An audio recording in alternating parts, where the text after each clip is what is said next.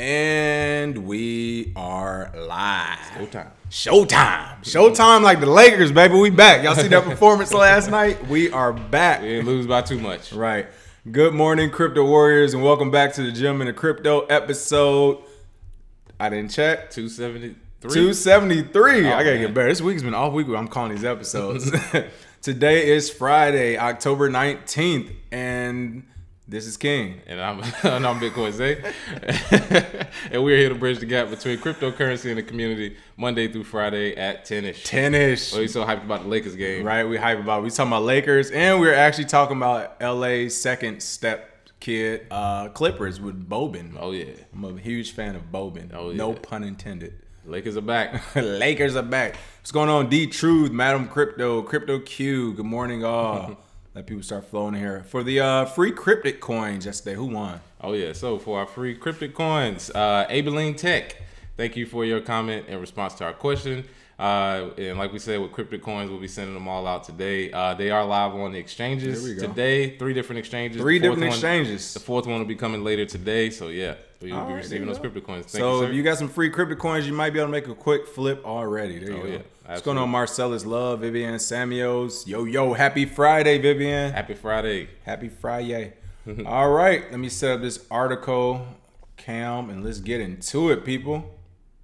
Wait, what was the question? Did they answer a specific question to get the free crypto coins? Yeah. They our question about whether or not I can't even remember it now. Well, thank you for the answer anyway. Appreciate the answer. This is a Friday, people. Yeah. This is one of those Fridays. Like I said. All right, top story. Gates Foundation to partner with Ripple and Coil to support pro-poor payment systems. This is what Bill Gates has been up to, getting more money. Oh, yeah. A way to get into it with Ripple, too, because if you remember, Bill Gates was talking down. First, you know what, let's give him props. First, Bill Gates came out years ago and talked about Bitcoin and cryptocurrency being the future, no escaping it. Then he came out last year after he got that tap on the shoulder right after Warren Buffett.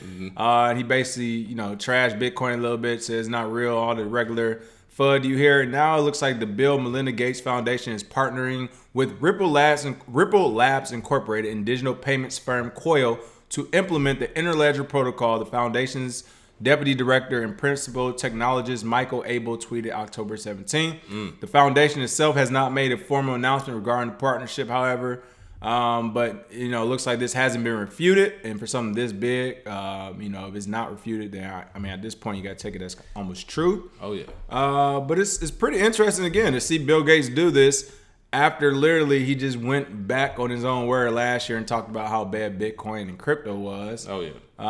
Definitely a big play here. But Ripple isn't centralized at all those listening. Oh yeah. Hey, I think this just pours, more fuel on the flames for people that think that Ripple may be a state-sponsored attack on cryptocurrency and Bitcoin. Doesn't look like that now, right? Yeah, just to kind of, because if you look at the people that are supporting it, let's see, Ashton Kutcher, I believe they gave some to Ellen, Bill Gates, a lot of the people who are at the forefront money-wise, media-wise, yeah. So it looks like Ripple, from my standpoint, it looks like this is something that they're trying to push forward. They call it a pro-poor. I don't know if they really mean just for poor people, but I haven't really seen anybody who's struggling with finances think to themselves, well, let me get Ripple to make payments. Too funny. That's just not what it's true. Even people who have money, I don't really see people using Ripple for payments. However, as a, they try and say Ripple and XRP are different, which is hilarious. But as a payment system, it does look like they're trying to go towards the World Bank type numbers. So I'm sure Gates has that inside track, and we'll see how it works. But like I said, Ripple is the king of marketing, and give him that. And even worse, shame on you. We call out these editors and authors. Anna Alexandra, who wrote this article, actually talks about toward the end of the paragraphs, according to data from the World Bank, they're talking about how many billions of adults who are technically unbanked, underbanked, don't have access to regular banking. Everything that was basically a part of the Bitcoin messaging. Yeah. So I get it. You got to write these articles. This is a short article in general. So again, I get it. It's with 5 paragraphs. I would guess maybe 15 sentences tops or something. So I get it. You got to fill up space. But to have an article, involving the Gates Foundation after Bill Gates said those inflammatory remarks last year about Bitcoin, And then to also have Ripple involved and literally use the same talking points as what Bitcoin did, and the reason why Bitcoin's here, a decentralized cryptocurrency. for this Ripple article, I mean, shame on you. Like, literally shame. She literally used the same talking points that they have been using for Bitcoin for the last decade now for this Ripple article. So, again, Bill Gates, hey, we understand business move. We never mad at the business move. But this is kind of the rhetoric we were saying last year when he all of a sudden made this big U-turn and started speaking against Bitcoin and blockchain. That's how you know you're on the right track, because, again, Bitcoin doesn't have a CEO. It doesn't have anybody come to the rescue and say, no, we're just as good, or not even just as good, we're better than some of these other cryptos out there. There's no one to do that. But, again, for Ripple, XRP, Interledger Protocol, whatever you want to consider it as, they have talking heads. They have people who have ownership, or at least a majority stake in the tokens themselves. So it's one of those things where you literally see it in front of you. All of a sudden, Bill Gates loved Bitcoin and crypto. Then he didn't. Then all of a sudden he loves it again, but it's because of the Ripple Foundation. Come on, like this is ridiculous. Yeah, well, it happens. Yeah, and it happens over and over. So yeah, right. We're used to it. But that's what's up. Ball and chain, what's going on? In other news, U.S. SEC launches strategic hub to address distributed ledger technology and digital assets issues. I mean, we've launched so much stuff so far. I can't keep up. But it looks like the agency has launched a strategic hub for innovation in financial technology. It's called the FinHub. Oh, so original. According to official announcement published October 18th, the FinHub will be run by Valerie C. Panic, Senior Advisor for Digital Assets Innovation and Associate Director. Wow. Did they really give her this long title? Senior Advisor for Digital Assets and Innovation and Associate Director. Can't even fit that on the door. And the SEC's Division of Corporate Finance. I wonder how long this office has been open. Yeah. The hub aims to facilitate the SEC's engagement in the fintech-related fields, including, among others, distributed ledger technology and digital assets. It will also take over some of the tasks of existing working groups focused on similar areas. So it looks like the SEC is making their power move push to own everything crypto in the crypto space. But it's funny. This shows you why people like Valerie shouldn't be in her position, or why the SEC shouldn't even be even handling this. Because in this article, this says that Hub aims to facilitate things like this DLT, distributed ledger technology, and digital assets. I don't see anything in there about cybersecurity, which is the reason why we keep getting hacked, which is the reason why your social security numbers get hacked, Deloitte got hacked, the banks get hacked, everybody gets hacked, because all they want to do is this money grab. They think they're on top of the technology, but the most important thing about cryptocurrency, distributed ledger technology, or digital assets are your security. So for the SEC to highlight things and not highlight security first, already they have no idea what they're doing. And I guarantee you, people give it a week or two, and all of a sudden they're going to come out with something very similar, and all of a sudden it's going to say they're doing security on it. And we're going to know they're copying us when it happens. Oh, yeah. And I know ICOs, I can already see the meetings when they come in. They're going to come in hat in hand. Hey, SEC, we want to set up. And they're just going, security, get out. Security, get out. It's just going to be one after another. It's going to be a pretty seamless process, I think, because almost every ICO that's going to approach them that's from the U.S., they can deem it a security if they want, or they can tell them, you know, how they can it's arbitrary. Go forward. But it's crazy to me, because every ICO doesn't start in America. And this, in my opinion, is going to push people who are in America to start in another country. Well, I'm not going to sit in front of the SEC, start this ICO. Honestly, you know, it's one of the technologies we like as far as the process. Anybody can, you know, invest from anywhere in the world in a matter of minutes. However, from a regulation standpoint, you know, I think a self-regulatory body would be better. And I think the community is getting rid of all the ICOs that don't matter. The market is choosing. The market there are ICOs who are below their ICO price for a reason. People, if they don't want it, let the market decide. But, of course, strong arm of the law is going to show up, the SEC, and make arbitrary decisions on a technology they don't fully understand yet. So this is what comes with it. Yeah, I want to highlight something you just said. You're talking about, you know, how they're almost trying, or they are trying to control some of these ICOs or entrepreneurs that's not even in the United States. That's where they're not catching on to. This is a global technology for everyone. The SEC does not have any regulatory ruling over this. They don't have any power over this. The only power they have over this is the power that you allow them to have. When you start believing that they have power over them, they do. But anybody that's criminalized because of this, or investigated, or subpoenaed, you saw what Kraken did when they were subpoenaed. Yeah. They were Binance and Kraken was like, no, we're not giving you none of our information. And then of course Coinbase wanted to be the good old boy, play along, and then what happened to them? They flipped right on them the same day when the report came out. It was like Coinbase doesn't know what they're doing either. So this is one of the things, they don't even have the education to have a FinHub, to have this specialized unit with a senior advisor. I mean, a senior advisor, people, I shouldn't see senior advisor on no one's door unless it says Andreas Antonopoulos. Are you kidding me right now? It makes no sense. It's 9 years old. How long has the SEC been up on it? And all of a sudden you have a senior advisor in there. Again, they don't control this technology as much as they want to. I see S1 Dubs just said the SEC is looking for the best way to control what's coming out. They are, but you know what? It's a shame, and as Bitcoin's they would say, it is disheartening to see them take this approach. Again, this is out their reach, and I think it's wrong. I mean, honestly, CryptoQ said, what exchange is Cryptic on? Let's see, it's on LA Token, it's on P2P, LA B2B, too. It's on X Rates, it's on CryptoBulls.exchange, and it's one more I'm missing, but yeah, they're all listed on Cryptic Coins Twitter. So if you look at their Twitter, they list them all on there as well. So there we go. Yep, just checking them out this morning. And one last thing about this story, it's pretty funny if you're on YouTube watching. The photo is of RoboCop reading a law book with the rules book right next to it. I mean, this sums it up. You know what? Shout out. There you go. I don't know if Anna did it or if Cointelegraph, but whoever made this picture is, I mean, this is spot on. Oh, yeah. Freaking RoboCop's reading. Because that's how the SEC and these regulators are. They're just straight up robots. They're drones. Have no sense of direction. They've been programmed to do one thing, and that's to regulate. I don't care what it is. And they're reading law books and rule books, trying to figure out, as they already said, how to fit this into their regulation. Even though their regulation is almost over 100 years old, and this is 9 years old. The Howey test boys. Clearly makes no sense, people. But here in the U.S., this is what we allow them to do. Again, tar and feather, tar and feather. Tar and feather, people. Tar and feather until your teeth get white, all right? I'm telling you, I can't wait till the opportunity I have. What is it? It's probably like 3 weeks in jail or something. I'll do that. Bail out first night. What's up? Tether didn't do a great job on transparency, claims investor Mike Novogratz. Word? So we had to bring this story up because we've been talking about Tether, and basically it's random attack this week, or this week and last week, right after the 4 stablecoins came out, 4 different stablecoins came out. But it looks like Tether should create more quote-unquote transparency about its operations. Cryptocurrency investor and entrepreneur Michael Novogratz told Bloomberg yesterday, October 18th. You know, he's quoted as saying, I think Tether didn't do a great job in terms of creating transparency. He told the publication discussing Tether's offshore activities. And then he also said the concept of stablecoins makes sense.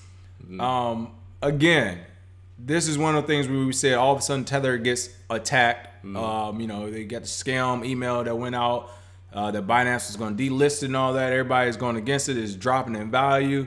And then to add it on, you know, to add insult to injury, Mike Novogratz, who we just, you know, gave a pat on the back yesterday, the day before, comes out and says, you know, Tether isn't doing a good job of transparency. Again, we agree with you, Mike.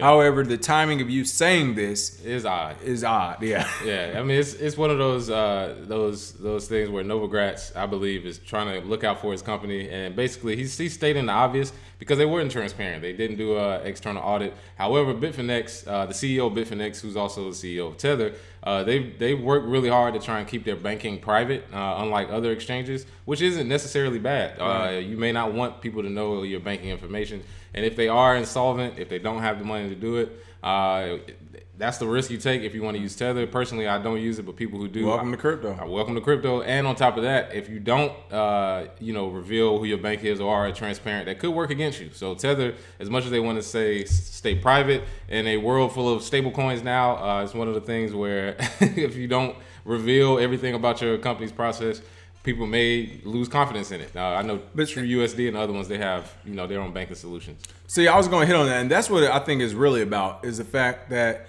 you know, we're talking about these traditional banks and institutions coming into the crypto game. They're coming into the stable coin game. And one of the things traditional institutions and banks and hedge funds do is they love to show you that pretty number. Hey, we got $300 million in investments. We have $2.6 billion in this. We have $1.7 trillion in this, Fidelity.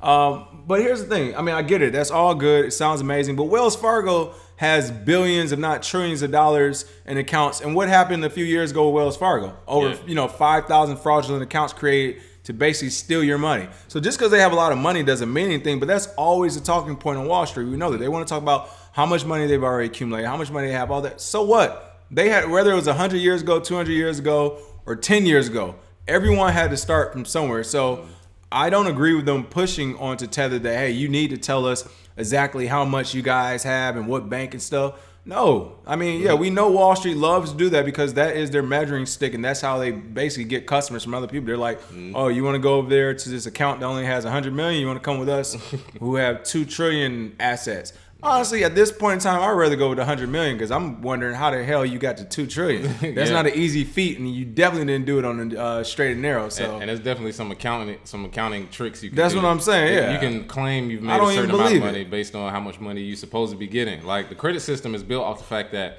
if I owe you $1 million, you're worth $1 million. And that's what banking basically goes on. People owe us trillions of dollars. So if they owe us, that's an asset that they can loan out and even duplicate that more. So it could be, like you said, $1 million and mess around. It's like, well, technically this is $3 million in assets. You're like, how did you come up with this number? Exactly.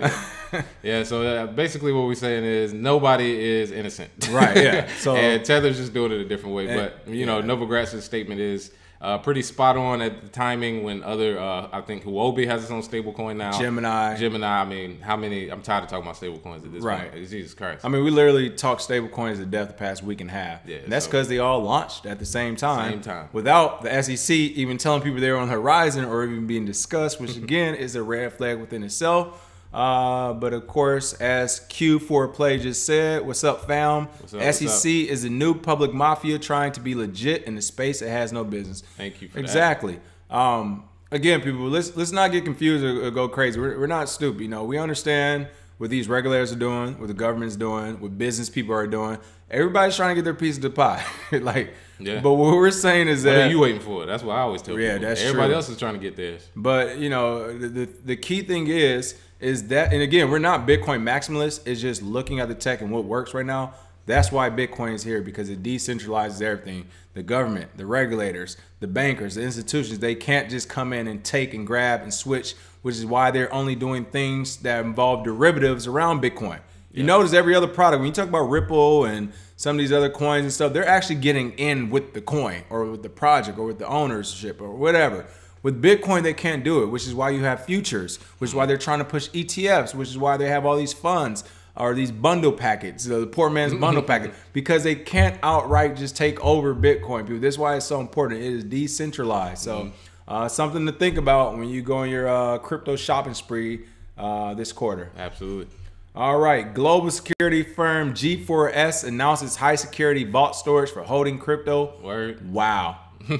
First of all, huge news, because G4s, if you don't know about them folks, they are a huge security service. If you want to know where a G4s security guard is at, go to a parking garage at 1 a.m. and the guy in the black shirt with the little G4s circle around and everything, that's probably them. They are everywhere. But UK-based multinational, they are multinational. I've seen them in many countries. Security services company G4s has developed a new service for protecting cryptocurrency assets. The firm announced in a press release Thursday, October 18th. G4s has released a, quote, innovative security solution for holding crypto assets in a form of high security offline storage, protecting customers from hacks. Let me guess, you just put it on the paper wallet. G4s also runs both prisons, I didn't even realize that, and detention centers, as well as stores cash for large companies, the Financial Times notes. Hey, what's going on with G4s? If you got a crypto company and you got a lot of cash, hey, hit up G4s, because they definitely store a lot of cash for large companies if you've never heard about them. And they move in silence, and if they have a cold storage solution for people, we've always said you want to hold on to your own keys so you control your own Bitcoin. However, there are a lot of people who may have a lot of crypto. They don't want to keep it in the house. They don't want to keep it, anywhere by themselves. So they'll use a solution like this, or maybe BitGo, another custodial solution. But this solution comes with guns, so that's why I like this one. I was gonna say that too. Yeah. And I wonder if I have to check more into if they have an insurance type thing where up to a certain amount they can refund it if something happens to it. I'm sure they have it on the cash fiat side, but for crypto assets, I wonder if it's the same thing, just denominated differently. If that's the case, I can see their business spiking tremendously. I mean, because when you talk about not just institutional investors, so to say, buying crypto assets. You have people with a lot of money. We've spoken to a few of them. They don't even know. They don't know anything about the technology. They're just like, yeah, I want to buy $1 million worth and store it somewhere and then save it for later. These are the type of people they're going to use, G4s. So shout out to them. Yeah. More solutions coming. I mean, come on, man. We have everything in place now as far as custodial solutions and ways to store it. So. What's up, Malik Howard said, what's going on, everybody? Finally caught y'all live this week while I'm on vacation. Thanks for checking in while you're on vacation. Hope it's beautiful. Oh yeah, nice. S1 Dubs is funny with these comments. S1 Dubs, you've been on fire this last couple weeks, honestly. We've noticed. Oh yeah. It said G4 really mall cops protecting my crypto. Who in the hell would do that? So you are right, but here's it kind of piggybacking Bitcoins they brought up. I'll say this about G4s. All right, yeah. By and large, there's a bunch of mall cops. Like I said, they guard the parking garages at night. Yeah, right. But they do everything. I mean, honestly, they do everything. Whether it's high value security, armored trucks and all that good stuff, or places, or the mall cops and parking garages. But what I will say is this: and G4s, if you're listening, please do the right thing. While of course they may not have any experience in the crypto business or any of that, they do have experience in the security side. And as Bitcoins, they said they have guns, right? Yeah. You're talking about a multinational corporation. So I think the positive thing about this is that you have a business that already knows how to operate globally. All right. So if you're adding crypto to it and crypto custodial services, it's like you already do this globally with everything else. I mean, it's just a couple. I mean, really, all you got to do is really fix your cybersecurity up, which they should have the money to do. As far as hiring the right people, it's up to them to do the right thing when it comes to that. But if there was a service that would say I'm going to be a custodial, caretaker of crypto, I would look into G4s because again, it's a multinational corporation. People, they do a really good job. And this is no affiliation whatsoever, but they do a really good job. So, or you can just hire your own mercenaries. There you go. That's what people keep missing. I love it. Just get some mercenaries. Mercenaries are mercenaries for a reason. You can hire some. Yeah, I mean, you just store your keys in a vault, put it in a place, and you really only need one sniper, one person on the door. First big check. Michigan militia. I got y'all. Yeah, exactly. That's what I'm saying. We have to do a rotating, do a 12-hour shift. Right, for real. Why not? Sniper. Walk up if you want. All right, let's change the subject before this gets dark. Trump's tariffs are putting the pinch on Bitcoin mining giant Bitmain. Oh man, how is Trump tariff? I love the smile right here too. You look at him. Hey, I know everybody loves his smile. He's looking at everybody like, you can't stop me. They quoted him talking about he calls my horse face. I'm like, man, that grin is hilarious. You can't stop me. Well, it looks like Bitmain has more troubles. We discussed them maybe having an IPO, but they overinflated it based on the numbers to $3 billion, I think it was, or maybe even $8 billion at one point. But so far, they've started to have trouble. People started, looking shaky, and it looks like the China-U.S. trade wars are affecting them because if the trade war or the trade tariffs go through, they will go from making 27% on items that shipped out down to 0. Woo! There will be nothing, settled. nada. Zip. Zilch. That hurts the IPO a lot. That hurts the IPO a lot, meaning they can't ship to U.S. customers and make a profit. So it would basically just be doing charity service at this point. It's two things I've noticed with this story. One being, of course, if Bitmain loses all that money, hey, that company may be in trouble. But two, if they keep the mining in China because they have all of the hardware, then you'll start to see an even bigger push in China for them to mine. Because there's a lot of Chinese miners run the mining industry to an extent. And if you have a situation where they can't ship out miners to U.S. or to other places, that's going to hurt, other countries, I think, in the long term. It might hurt them at first, Bitmain, but I think it'll hurt other countries. They already got a stash. They got money. Then you have to create this hardware in the country. They're going to get regulated into the ground. So that's one of the long-term effects I think is going to come from this. But yeah, this is bigger than just a couple of guys in the room programming. I'm telling you, this is on the world stage. I'm sure people who are into the trade wars that are going on notice this in the crypto market. So, and that's the thing I was gonna say. If people are in the crypto mining market looking at, hey, how can we get that leg up on Bitmain? Which there aren't many companies. We're talking about 2 or 3 companies. Nvidia is doing their thing, and are they based out of the U.S.? Where are they based at? I think they're based out of Asia somewhere. Yeah, something like that. But there's only a couple of companies that could even compete with Bitmain. But again, this might be a positive for those companies looking to come into the space and saying, hey, Bitmain basically does have a monopoly on miners, which they do. They did a good job at creating them. They have a monopoly, and they are tightly controlling how they go out and where they go out. I mean, even when you could order them, I think you can only order one to the United States, like at all, like period. I still remember when you could order as many as you wanted. Right. But nobody how crazy was is mining. that? Yeah. You can order one now. So as Bitcoins, they said, if this does affect them, it might hurt them in the short term. It might actually hurt the IPO price, but long term, it's too late. Yeah. I mean, they listen. Last year, the year before, they've been stacking up and selling these things and making money mining. So they're in a good position to hold out. Yeah, and everything we have comes from China. So if this goes through, you're gonna have a lot of products that you think are, that you like. Hey, there ain't gonna be no Chinese shipping them out. Now with extra 25% tax on top of it. Order of Alibaba. Yeah. There we go. S1 Dubs. Thank you. Hit that like and share button, people. We appreciate it. Oh yeah. All right, and last but not least, we love this story. We had to tell you all before we left. Oh, man. Biggest bank in Nordic region bans Bitcoin but gets caught for money laundering. Wow. You don't say. You don't say. Sounds like some banks we know. Yeah. Oh man. Nordia Bank, the largest financial group in the Nordic countries, which banned Bitcoin in January, has been caught in a major money laundering scandal for allegedly receiving dirty money from two banks.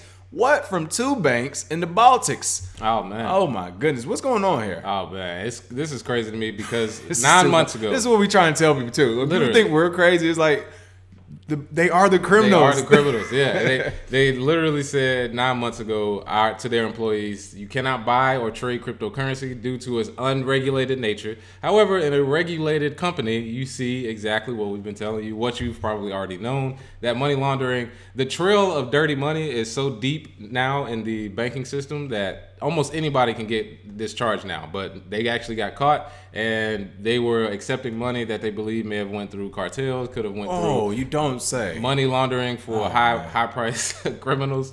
This is hilarious to me, but they've sent, or took over 365 individual accounts, and it was equivalent to 171 million.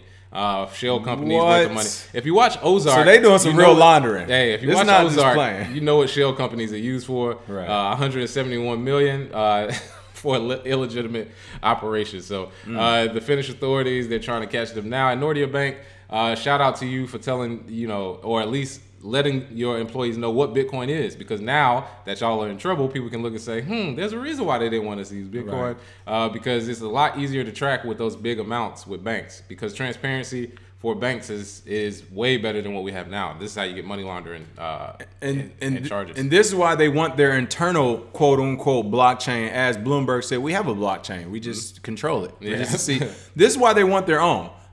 We talk about banks, we talk about central bank digital currencies and all that. This is why they want their own, because they understand that, yes, blockchain technology, distributed ledger technology, call it what you want, it does make things more efficient, faster, and cheaper. However, it makes things so it transparent. Yeah. And right here, I don't want to let this other bank off the hook. Danske Bank, Denmark's biggest financial institution, which was also penalized for laundering $243 billion. Previously told clients and employees to stay away from Bitcoin due to money laundering implications. People, this is what we're saying.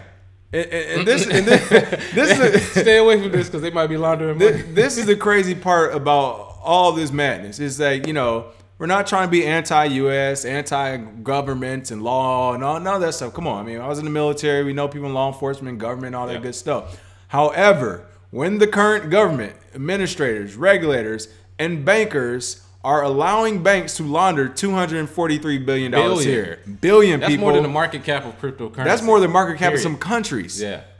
150 million euros here and there, which is probably about 200 million right there, 230 million. And that's what they caught. Roughly. And this is what they're catching. Yeah. If they're catching you at $243 billion, how much money did you really? Yeah, come on. You was doing $2 billion. You was doing an easy 300, 400 billion, but they catch you at that. Come on. Come on, man. Don't nobody get caught up for everything. So it's one of those things where it's like, everyone always asks, like, what can we do then? And that is a difficult question. It's like, we see the government's dirty. We see the regulators are dirty. We see these banks are dirty. But does that mean you lay down and you just let them take over an entire new market? Because if you do, they're going to keep doing it. Yeah. Whatever next brilliant idea you come up with, which is why they don't count a lot of Chinese companies on the stock exchange. They feel like the Chinese government just controls it all anyway. Yeah. Well, so does ours, technically. I mean, they let you keep a little bit more. I think they let you keep up to 60% here in the U.S. California, they let you keep 50%. But we do the same thing. So it's disheartening to see that the same banks, AARP, we talked about them the other day, all these big institutions that are telling mom and pop retailer and retail investors not to buy or even look at Bitcoin and crypto. Not only are they buying it up at the dip, but they're also actually committing real crimes. So next time somebody comes up to you and tell you, why are you doing this, or why do you support this? You know this is illegal or this is wrong.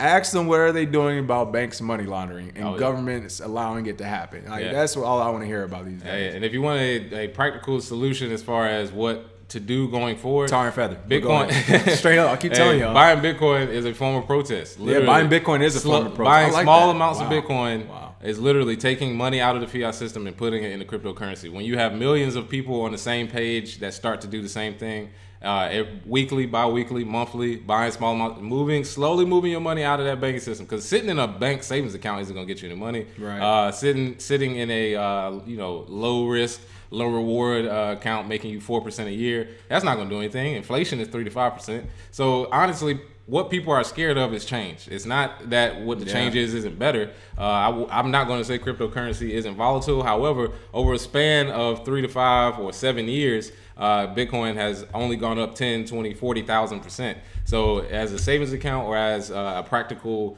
solution, slowly move small amounts of Bitcoin, fiat currency into Bitcoin. Let it sit. Like I said, if you can get your community, your family around it, small amounts, that's where it begins. And going forward, like we said, if you stretch the amount of time, you will definitely see more gains long term, more value added that way. And that's how you start pulling out the banking system. That's why you start to see rules like you can't take out this amount. We need to have a meeting with you if you want to take out anything over 5,000 or 10,000 or whatever, arbitrary rules. Because banks are scared. They don't want people. They don't want to run on the banks. They don't want people to say I can't take out my money. Because if that happens, the confidence in the dollar is something that has to be there for it to work. So this story is not surprising. It's hilarious. I love it. Keep banning Bitcoin because you just keep making it look better. Free promotion. It is crazy.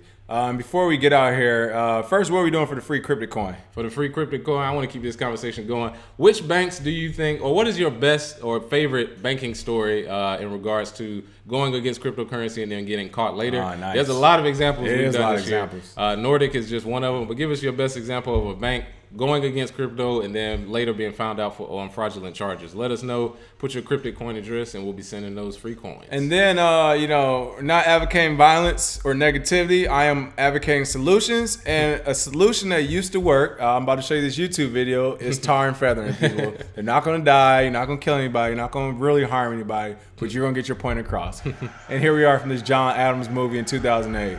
We got a couple of slaves looking on like, what y'all about to do to him? You see, one person holds them, another person tars them. There we go. And somebody get Paul Giamatti to watch. Get these feathers. There we go. Get these feathers. You do a couple of bankers and regulators like this in front of everybody, I guarantee. That's what they should have did at Occupy Wall Street. I guarantee a lot of foolishness will stop. That's how they all going to be looking into it. They all going to be on looking, crying. Oh, man, look at that. Tar and feather, people. We might need to bring it back. Let's get it popping. Only reason, listen, seriously, the only reason I bring up tar and feather is because we're using things like the Howey test, right? Yeah. When was that? Been in the 1800s, early 1900s. We're using old rules from 100 years ago to basically try to manipulate cryptocurrency and some of the new technologies. So my thing is, if you're going to use old rules, let's use old rules. Yeah. Old rules don't stop. It doesn't stop with that. You're a fool. It doesn't stop with the Howey test. If we're gonna play by the old rules, old rules used to say you got the Howey test for SEC and securities. Also, we have tar and feather for regulators and bankers. All right. That's all I'm saying. Hey. Jizzy Mac said that tar is supposed to be boiling though. Look, I'm not trying to maim anybody. I'm just trying to get a point across. That's all. Hey, somebody got to be liable for this. We're going back to old times. Hey, we're gonna go old stuff. If not, we need to update a lot of things. All right. Other than that, you all have a great weekend. Shout out Marcellus Love, Malik, Fred, K. Heyman, Vivian. Thank you for all the comments. And we will see you all Monday. Oh yeah, going to hit up a speakeasy. There we go. Cheers. Cheers.